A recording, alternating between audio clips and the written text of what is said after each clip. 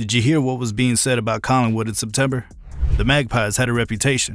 Loud fans, bigger-than-life club. But finals were always a question mark. Critics said they folded under pressure. Analysis claimed their superstar list was overrated. Opposing teams, especially Richmond, West Coast, and Geelong, thought if you got in their heads early, you could dictate the game. But in AFL, trash talk and finals pressure are a dangerous gamble. And for Collingwood in the 2010s and 2020s, some of the biggest moments of their era came when the club was doubted, sledged, and mocked. Every taunt, every whispered doubt, every pre-game prediction of failure became fuel for the Magpies. And history shows how that played out. Let's start with the 2010 Grand Final against St Kilda. Collingwood had lost the previous year's Grand Final in a heartbreaker after the replay against the Saints. St Kilda fans were talking like they already got the measure of the Pies. They'll fold under finals pressure, the whispers went. But Collingwood didn't fold. Instead, they dominated the replay. Scott Pendlebury and Dane Swan were everywhere. Jack Anthony kicked the goals that mattered, and Collingwood won the premiership by 56 points. The Pies had turned all the pregame talk about fragile under pressure into one of the biggest blowouts in modern Grand Final history. Fast forward a few years, 2011 and 2012, Collingwood kept being tested. Finals pressure was always there, and the Magpies' habit of being targeted by sledges only grew. The media often focused on players like Dane Swan and Scott Pendlebury, highlighting their supposed inability to turn up in the clutch moments. Opposing coaches would devise tagging systems to nullify them, while pundits speculated on whether Collingwood's midfield would implode under heat. 2018 brought another chapter. Collingwood were back in September, fighting for a top 4 finish, and the finals were set. The opposition's game plan was simple: get in Collingwood's heads, play niggly football, hit hard at stoppages, and make the Pies think twice before every disposal. Players like Jeremy Howe and Steele Sidebottom were tagged, but the Magpies responded with composure.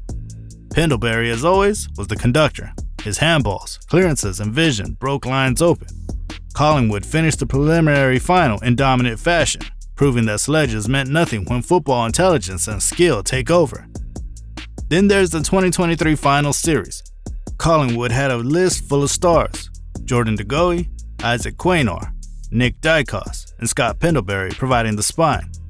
Analysis had predicted they'd crumble under pressure, especially in finals against high-powered sides like Melbourne or Geelong. Pre-match, pundits and opposition fans alike talked about how Collingwood's flair could turn into recklessness. Pressure exposes them, won't call them red. Opponents tried everything: off-the-ball bumps, pushing in contests, and verbal sledging. But the Magpies have a history of responding on the scoreboard.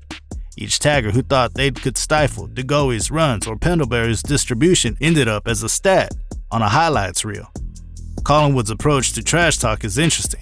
They don't always answer it in interviews. They don't post Instagram videos. They respond on the field.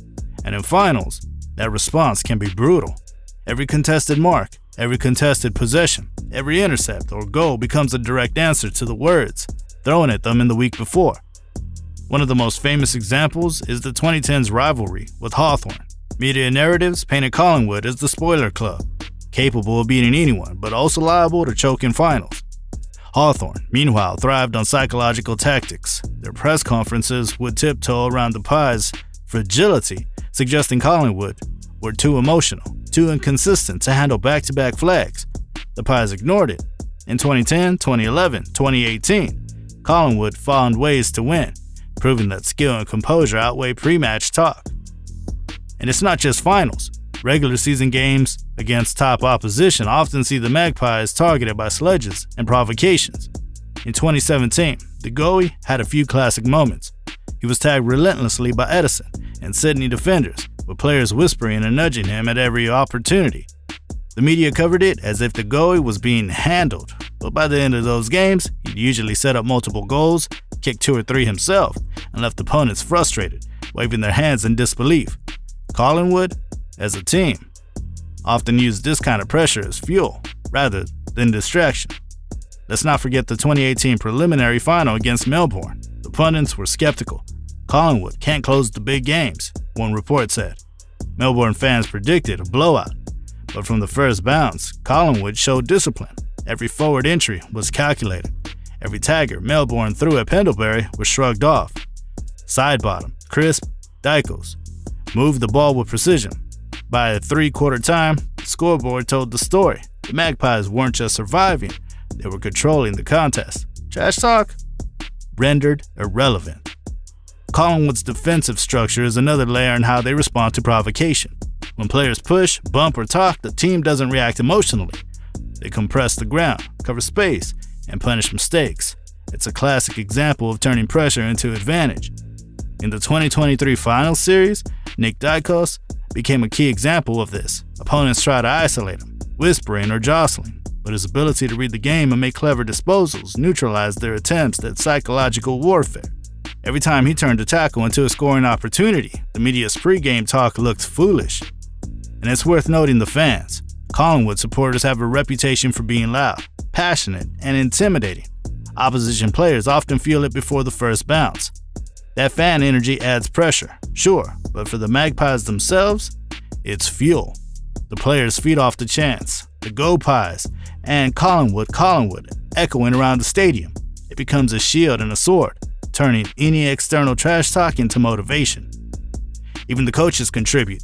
Damien Hardwick's Richmond colleagues, or even Hawthorn's Alistair Clarkson, would sometimes comment on Collingwood's mental edge when the team stays calm under sledging.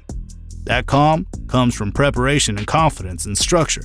Pre-game barbs might energize one club, but for the Magpies, it's a key to execute even cleaner. Collingwood's record in high-pressure finals tells the story. Sure, they've had losses. The 2011 draw replay against Geelong and the heartbreaking 2018 preliminary final come to mind. But the consistent theme is that when trash-talking media doubt hit the peak, the Magpies respond with composure and football intelligence. And when they win, it's empathetic. When Jordan De Goey marks, spins, and snaps a goal under pressure, or Scott Pendlebury threads a handball chain across the corridor, that's the answer to anyone who try to sow doubt. There's also a strategic element to their response. Opponents try to get in players' heads early. High bumps, rough bodywork, verbal nudges. But Collingwood's game plan anticipates it. The team uses the physical contest to gain advantage. Push, body, win, and then move the ball cleanly. Trash talk doesn't break the rhythm, it amplifies it. The bigger the sledges, the more meticulous the execution. And Collingwood's ability to absorb pressure and turn it into results extends beyond individual brilliance. Finals are a team sport. When Pendlebury controls the center, De Goey attacks space, Sidebottom distributes under fire, and Howe intercepts high balls. It's the sum of many answers to trash talk. The opposition may have tried to pick out a weakness, call a player soft, or predict a collapse, but by the end of the match, Collingwood's cohesion becomes the loudest answer of all.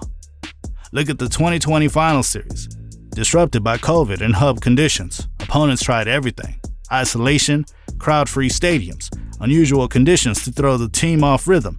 But Collingwood adapted. No distractions, no complaining, just clean footy. Every tag, every bump, every planned provocation was met with clinical execution. The Magpies showed that trash talk, whether verbal or tactical, cannot replace preparation, skill, and composure. It's worth noting the psychological side. Collingwood players rarely respond emotionally in public. When the media pushes the narrative of fragility, the team stays tight-lipped. They don't react in press conferences. They don't engage on social media. Their response is entirely on the field. That discipline transforms criticism into a motivational tool. The louder the doubt, the sharper the focus. Collingwood also had history on their side. The club has been around since 1892. Over decades, it's faced expectations, scrutiny, and high-pressure finals. From the 1920s through modern AFL eras, the legacy of persistence and overcoming public doubt feeds current players. The idea is simple. If trash talk is inevitable, use it. Don't complain. Win. Every finals win, every high-pressure victory becomes a reply. Media narratives about fragile teams collapse. Opponents' confidence evaporates, and Collingwood fans, who've been sledged for decades, finally get a satisfying payback. The scoreboard becomes the loudest voice in the stadium, echoing louder than any press conference ever could. So what happens when you trash talk Collingwood? You make them better.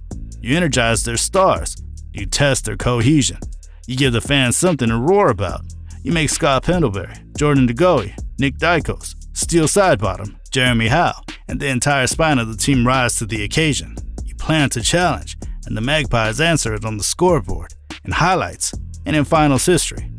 Across decades, Collingwood has proven time and again that trash talk and doubt are invitations. When others speak, the Magpies execute. When media whispers predictions of collapse, the team produces dominant clearances, unstoppable forward chains, and meticulous defensive structures.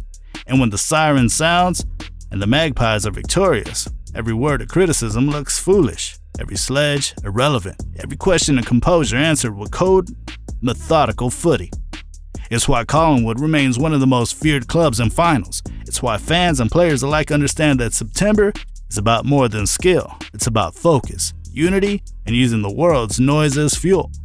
And it's why any club considering trash talk, sledging, or mocking the Pies quickly learns a lesson. Talk is cheap, execution is permanent, and Collingwood writes its own history, no matter the critics.